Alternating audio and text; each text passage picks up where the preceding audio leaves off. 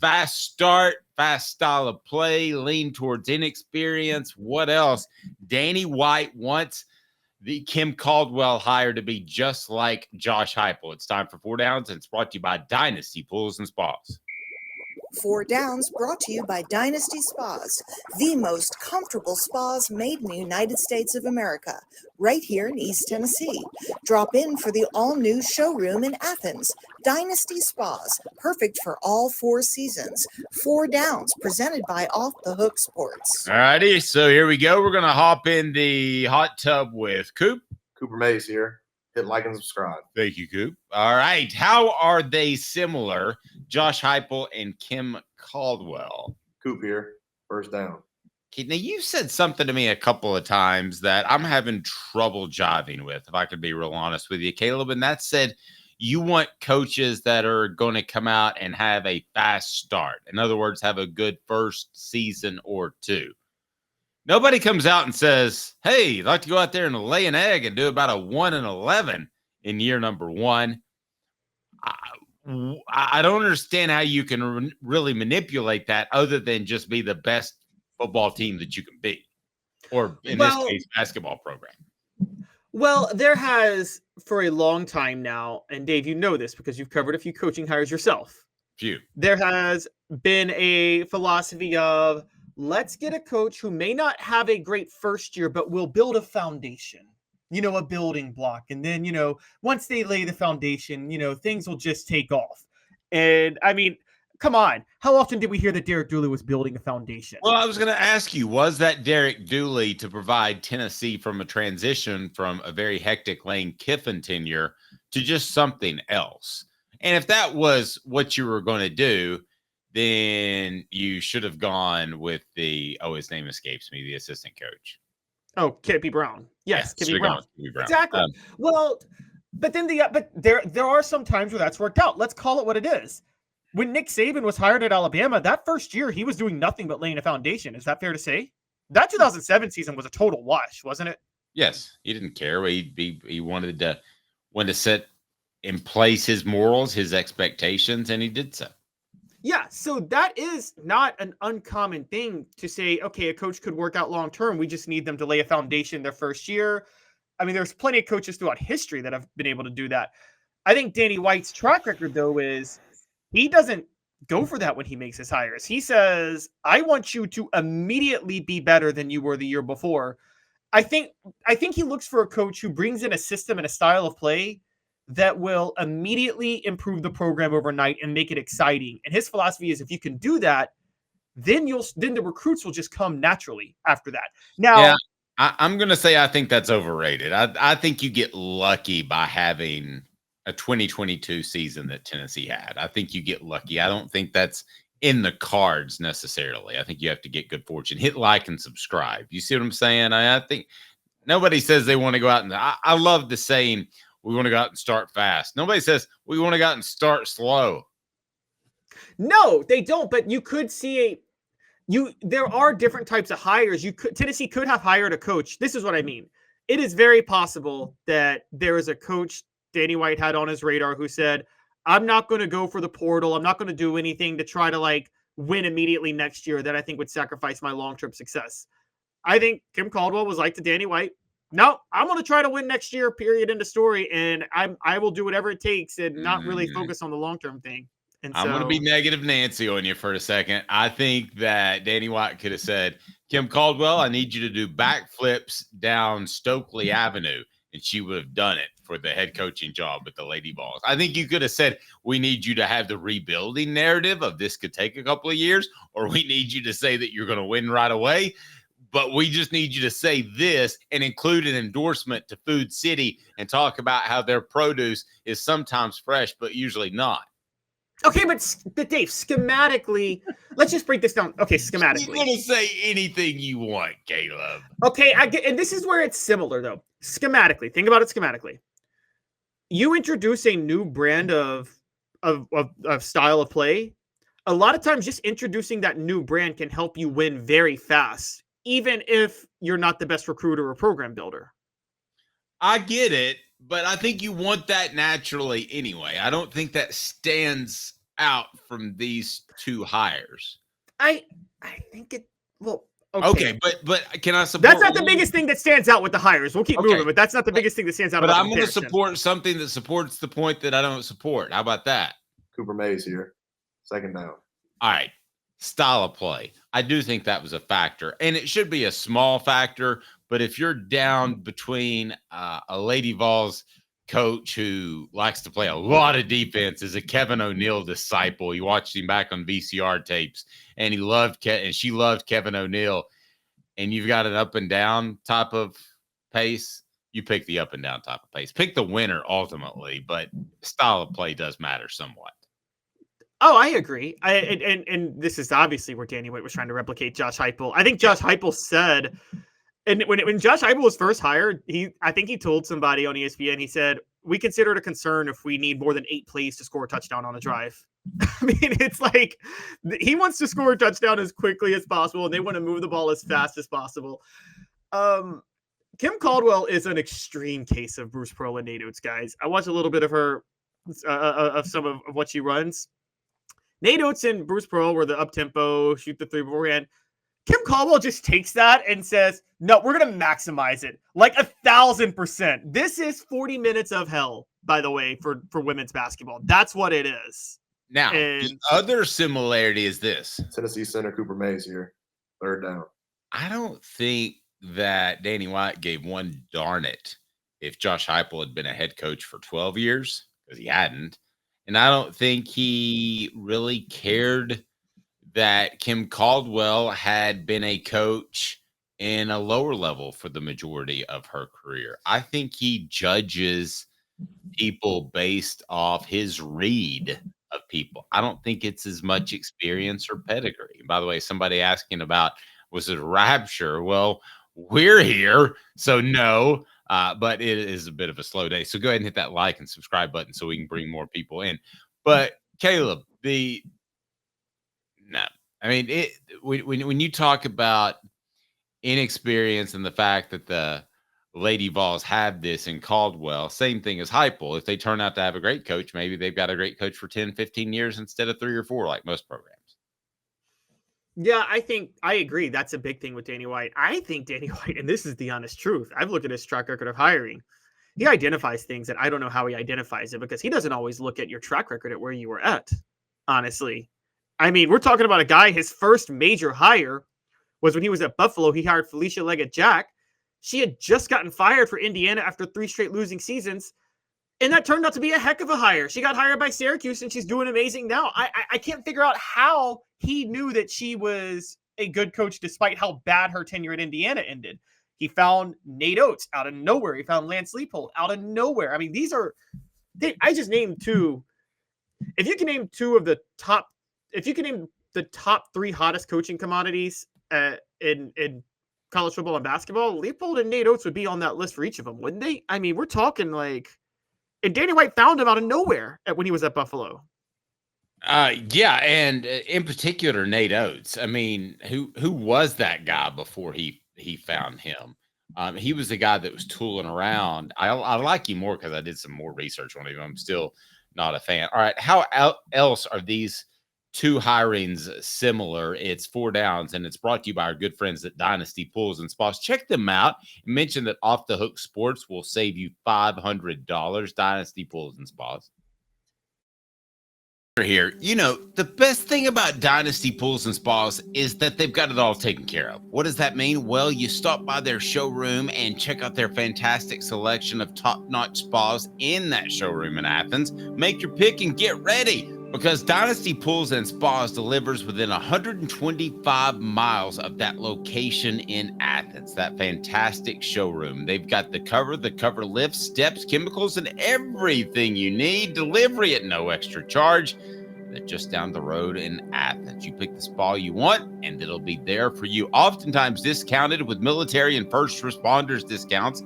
Also blemish models, or just mention Off the Hook Sports. That's Off the Hook Sports for $500 off. There's a discount for you on spas made right here in East Tennessee. Support local. Dynasty Pools and Spas also has the best chemicals for you and your spa and your pool. No fillers, just the chemicals made right here in East Tennessee. Support local. Dynasty Pools and Spas $500 off if you mention Off the Hook Sports. $500 off if you mention Off the Hook Sports. Dynasty Pools and Spas, dynastypoolsandspas.com. All SEC center Cooper Mays here. 4th down. What else is similar between Caldwell and Heupel? I'll tell you what mine is. Open-ended question for you on the message board and Caleb Calhoun. It's they're both cocky. And I don't mean confident. I mean cocky. I'm crossing that line into the cocky realm. And I mean it as a compliment. If you're going to be 34 years old and be a women's basketball coach at the University of Tennessee where Pat Summitt once roamed the sidelines, you better be beyond confident. If you're going to go out there and run that type of offense and take over a job in which Jeremy Pruitt tried his best to drive the program into the entire ground, you better be past confident. You better be cocky. I mean, cocky is a compliment. It can go too far, but I haven't seen it by either of these. And I think they've got cockiness in bunches. And I think it's something you have to rebuild a big-time college program. Caleb? I think that's a great point. And I never even thought about it until you said it. They are both cocky. Even in this way, as you're saying it, I think of all the successful coaches at other sports. And while they may respect the legacy of either their mentors or the place they're at, the biggest failure coaches make is they so often try to repeat the legacy of it. Is that, you see what I'm saying? Like when Kelly Harper was hired, Kelly Harper says, I'm going to do this the Pat Summitt way because I respect what Pat Summitt did. Caldwell is literally saying, and I think she's making it clear, I respect what Pat Summitt did, but I'm doing this my way. This is my system, my program. And I think and the same with Nick Saban at Alabama, right? He could respect Bear Bryant's legacy, but guess what? I'm going to run the up-tempo offense when I have to if it's going to require me to win. And I don't care if Bear Bryant hated the fact that you had to throw the ball back in the 1980s, which, guys, look it up. Bear Bryant had a philosophy. He said only 4 things can happen when you throw the ball, and 3 of them are bad. He hated having to pass the ball. And Nick Saban comes in and says, look, I'm going to open up the offense, and I don't care if that tarnishes Bear Bryant's legacy. And I think that's the biggest mistake coaches make. It's also the same thing coaches make when they're hired from a certain tree. So Jeremy Pruitt, let's be honest, was just trying to run exactly what he saw Nick Saban run at Alabama. And he didn't know how to do it because you don't know what you're doing when you're in that head coaching job. And so that is where the cockiness is important. You have to understand that you're not somebody else when you're a head coach of a major program. You're you, and it's got to be the way you run it. I see your point there. And I don't think there's anything really taking away Josh Heupel's confidence. Do you? No, Josh Heupel's hilariously confident. I mean, when he's asked about like why things went wrong, you notice he's always like, well, I mean, he always defends himself. When he was first hired and he was asked about why UCF regressed each year under him, he just was like, we had injuries this year, we had COVID this year, we had this year, and he to this day does not think it's his fault that he was fired by Oklahoma, that Oklahoma thing went south. He solely thinks he should not have been fired by Oklahoma. Here's my poll question. Josh Heupel is confident, but not cocky. Josh Heupel is confident and cocky, but I love it. Josh Heupel is confident and cocky, but tone it down. Tone it down. That's a little too much. And it's brought to you by our friends at BetUS. It's not too much to get 3 bonuses of 125%, 3 deposit bonuses plus 10% gamblers insurance. Josh Heupel's not too cocky, Caleb. I'll tell you more about it after I tell you about BetUS. America's favorite sportsbook and casino. Live betting and racebook. We're celebrating 30 years with a historic offer. A 125% sign-up bonus on your first 3 deposits. Plus 10% gambler's insurance. Get started today. BetUS, where the game begins. So I think we'd all agree that Steve Spurrier was cocky, right? Steve Spurrier was absolutely cocky. Tennessee fans and fans from other schools hated him because he was cocky, right? But how much would Tennessee fans love Josh Heupel if he took it a step further? Oh, they probably would. But Josh Heupel, I think, does a lot more legwork in coaching than Spurrier wanted to do. Spurrier was cocky, but he was a little too cocky because Spurrier was also a little bit lazy.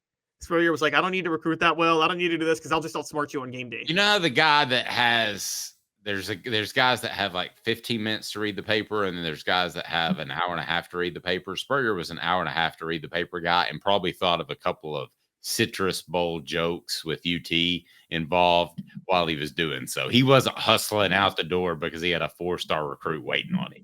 Is that what? No, you're he saying? wasn't. Yes, that's exactly what I'm saying. Spurrier was the type of guy that would tell the 4-star recruit, "Do you want to come to Florida or not?" And I mean, that's the way he would say it, because that's how he. But it's funny because every Tennessee fan hated Spurrier because of his cockiness in the 90s. But guys, Spurrier's cockiness got the better of him. If Spurrier took a little more effort in recruiting and studying film, maybe he would have won another national title instead of the one that he backed into because of the weird Bowl Alliance system during that time. And I don't think Josh Heupel's that. I don't think Kim Caldwell's that. I think Heupel and Caldwell both. You see it with Heupel. Heupel spends a lot of time trying to tool the roster in the offseason. A lot of time. Who is cocky now? Who are the cocky coaches? Everybody seems Lane so Kiffin? scared. Well, Lane is, and he's kind of the one. Let me throw that out there for everybody. Portions of the program brought to you by our great friends at Quality Tire Pro. The Eberle family has been serving Chattanooga since 1957. All major brands of tires, full service, automotive, brake alignments, oil changes, and more. All work is covered by nationwide warranty. Cherokee Boulevard or online at Quality Tire Pro. Stop by and say, "Hey, Bo." Off the Oak Sports says hi. Hey, Bo. Hey, speaking of, hey, Bo, is Shane Beamer cocky? Not without. I mean, I think Shane Beamer is insecure as heck. I think Shane Beamer is next level insecure. You don't think he's very good. Yeah. If Shane Beamer's cocky, it's to cover for insecurities, not because he thinks that highly of himself. He that doth protest too much. Yes. I think Shane Beamer is I think Eli Drinkwitz is insecure, honestly. And so Lincoln Riley is cocky too, because Lincoln Riley has that philosophy of, I don't really need to focus on defense because I'll outsmart you with my offense. Deion Sanders gets a vote from Travis. I was talking more about SEC obvious, yeah. schools. Yeah, Deion is very good, and Smoky Mountain Red just made me laugh. Beamer's just a dumbass. I didn't realize that was the case, but yeah, he's a little bit goofy, to say the very least. Who out there, does anybody else rub you the wrong way? I tell you, the guy that's got potential for rubbing you the wrong way is going to be Steve Sarkisian. I'll just go ahead and say it now. I think Steve Sarkisian is going to run the score up on some people. I think he's going to have some fun. And Eli Drinkwitz is definitely, I would say, the most insecure. And he's stand on business, Josh. And I'm not a big fan of that. But I could see Steve Sarkisian being an unlikable fellow. Portions of the program brought to you by our good friends at the Hemp House. The Hemp House is phenomenal because they can save you a ton of money just by using the promo code HOOK. Get 10% off. The Hemp House is the premier hemp dispensary online with a wide variety, great selection, and strict standards to ensure you only receive the best in CBD or Delta products. Hemp House Chat with 2Ts.com. Hemp House Chat with 2Ts.com. Use the promo code HOOK for 10% off. So which of these guys are the Fonzie from Waterboy 1, where they're at home in their high heels and they're calling their moms because they're afraid of what's going to come down the pike in the college football world? Which of these guys is the Fonzie? Yeah. Don't you remember the Fonzie who was, when he was in Happy Gilmore, he was the other coach that got his playbook stolen and he called his mom to cry? You mean, okay, Waterboy. I never thought of him as, I never thought of the Fonzie. Okay, yeah. So who's insecure like that? Yes. Oh, it's Eli Drinkwitz and Shane Beamer are absolutely insecure. There's insecure, and then there is just average coach that just isn't even aware of the surroundings, and I feel like that's where Sam Pittman and Billy Napier come in. And so, I don't think Billy Napier is annoyingly a part of me. I don't know how you are, Dave. Like, there's coaches that are insecure and annoying, Shane Beamer and Eli Drinkwitz. Then there's coaches that I kind of feel bad for, and that's Sam Pittman and Billy Napier. Yeah. Like, they seem like bad guys. You know what I mean? Yeah, just kind of limited intelligence-wise as well. Limited intelligence-wise, and also in Napier, to be fair, Napier's limited at the program he's at. There are issues going on at Florida that Napier can't control. And then there's people who I don't care, throw the middle finger up because they got money, and that was what Jimbo Fisher was, and that's what John Calipari may be too.